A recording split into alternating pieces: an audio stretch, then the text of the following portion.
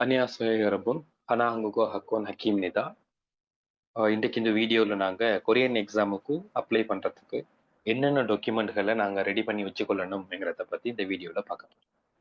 இந்த சேனலுக்கு நீங்கள் இப்போ தான் புதுசாக வரீங்கன்னு சொன்னால் கொரிய எக்ஸாம், கொரியன் லாங்குவேஜ் பற்றின விஷயங்களை அறிஞ்சு கொள்றதுக்கு நம்ம சேனலை வந்து கீழே சப்ஸ்கிரைப் பண்ணிக்கொள்ளுங்க. அதை நான் போடுற வீடியோஸ் வந்து உங்களுக்கு ஒன் டைம் கிடைக்கும். ரைட், வாங்க நாங்கள் வீடியோக்குள்ளே வருவோம். ரைட், 2025ஆம் ஆண்டு இந்த கொரியன் லாங்குவேஜ் எக்ஸாம் அடுத்த மாதம் 15ஆம் தேதிக்கு பின்னால் நடத்துறதுக்கு இருக்காங்க.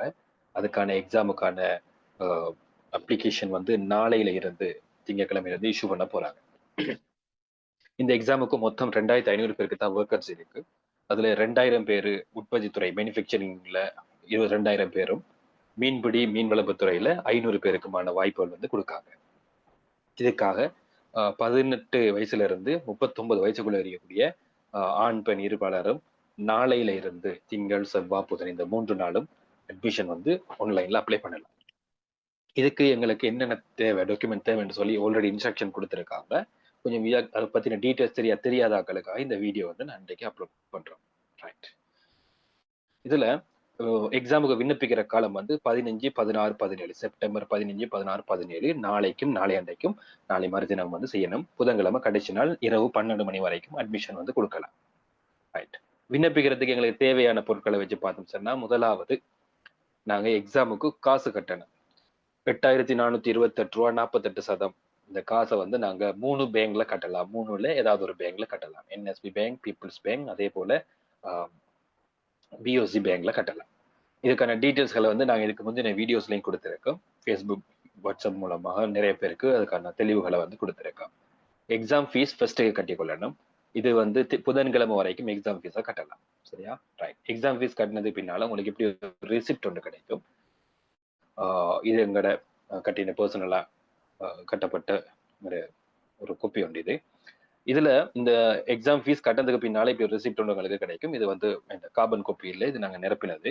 இத இப்படி ஒரு இதுல கார்பன் கோப்பி உங்களுக்கு கிடைக்கும் தானே. இதை நீங்க ஒரு எம்பிக்கு குறைய வர மாதிரி image JPG format, image folder, இமேஜாக இதை நீங்க கன்வெர்ட் பண்ணி கொள்ளணும் அல்லது ஸ்கேன் பண்ணி வச்சுக்கொள்ளணும். போட்டோ பிடிச்சு வச்சுக்கொண்டாலும் தான், ஸ்கேன் பண்ணி வச்சுக்கொண்டாலும் பரவாயில்ல. ஒரு எம்பிக்கு குறைய இருக்கணும் இந்த ஃபைல் சைஸ். ரைட், அடுத்தது எங்களுக்கு தேவை வந்து பாஸ்போர்ட் சைஸ் போட்டோ தேவைப்படுது.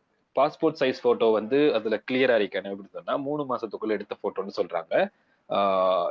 அதுல ஒயிட் பேக்ரவுண்ட் இருக்கணும், வெள்ளை கலர் உடுப்பு போடாம பிடிச்சிருக்கணும். இப்ப நாங்க கோட் போட்டா பரவாயில்ல, உள்ளுக்குள்ள ஒயிட் சைட் போட்டு கோட் போட்டா பரவாயில்ல.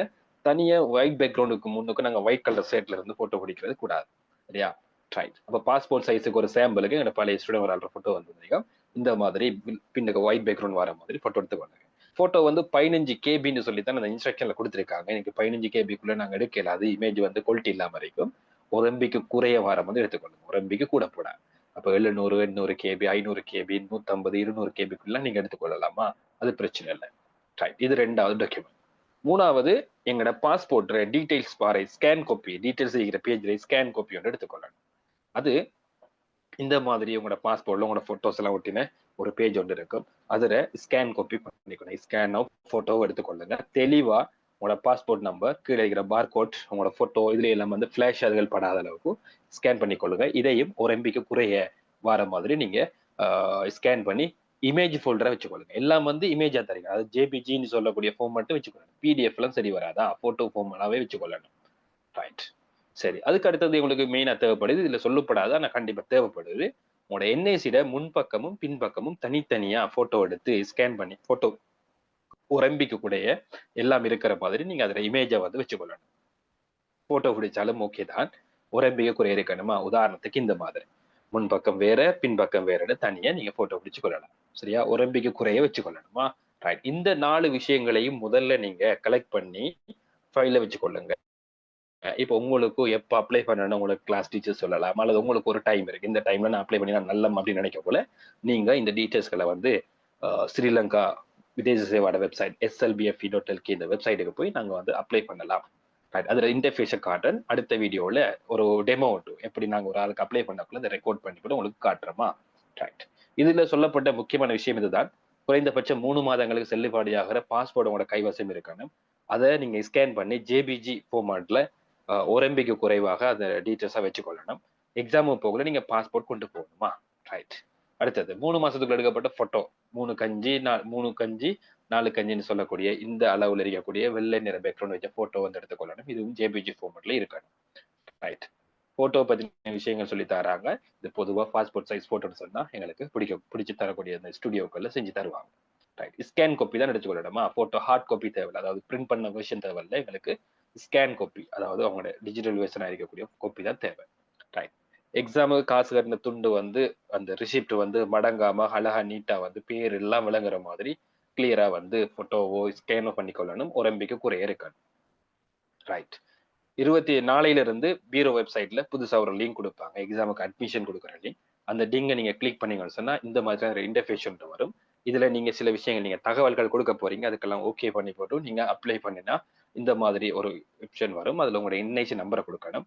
அதை வச்சு உங்களுக்கு எத்தனை வயசு 18 ஆயிட்டா 30 தாண்டிட்டா 39 தாண்டிட்டான்னு செக் பண்ணுவாங்க. அதுக்கு பின்னால என்ஐசி முதலாவதே நாங்க என்ஐசியோட ஃப்ரண்ட் பேஜை அப்லோட் பண்ணணும். அதுக்கு பின்னால என்ஐசியோட பேக் பேஜை வந்து அப்லோட் பண்ணணும்.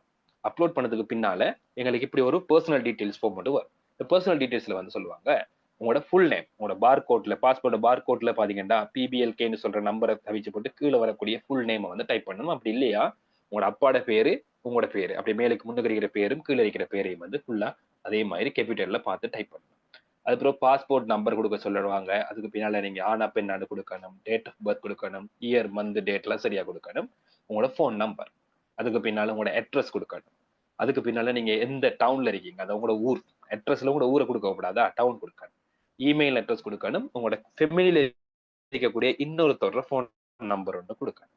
அதுக்கு பின்னால உங்களோட டிஸ்ட்ரிக்ட் என்ன அப்படின்னு சொல்லி செலக்ட் பண்ணணும்.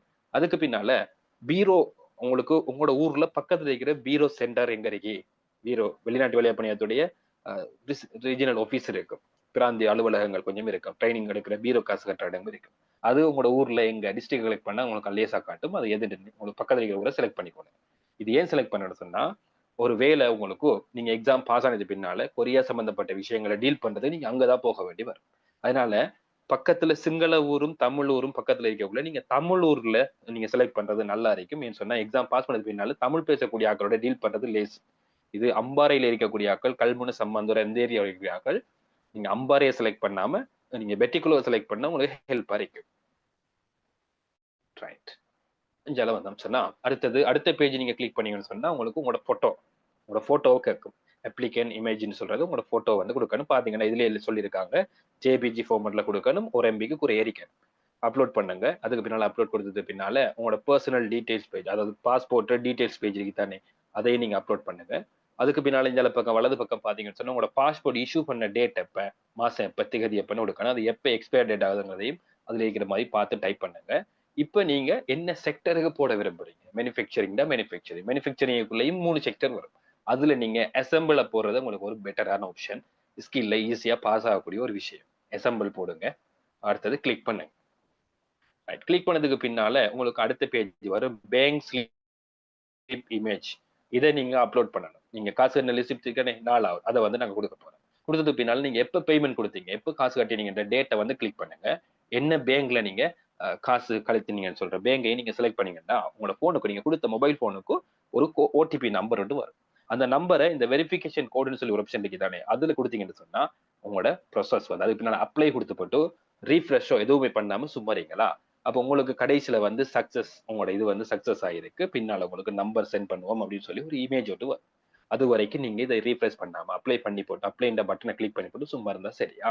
ரைட். இவ்வளவுதான் நீங்க இந்த அட்மிஷன் வந்து போடுற ப்ரோசஸ். இதுல எதுவும் தெளிவில்லாத ஆட்களுக்காக வேண்டி நாளைக்கு நாங்க ஏதாவது ஒரு ஸ்டூடெண்ட்டுக்கு வந்து அப்ளை பண்ண போகல அதை ரெக்கார்ட் பண்ணி உங்களுக்கு லைவா வீடியோஸ் வந்து கொடுக்கும். அதையும் பார்த்து நீங்க ஓனா வந்து அப்ளை பண்ணலாமா? சரி, ஓகே. கம்சாமிதா. இந்த வீடியோ வந்து மத்தாளுக்கு கிடைக்கிற மாதிரி உங்களுக்கு தெரிஞ்ச இடங்கள்ல வந்து இதை ஷேர் பண்ணி கொள்ளுங்க. கம்சாமிதா.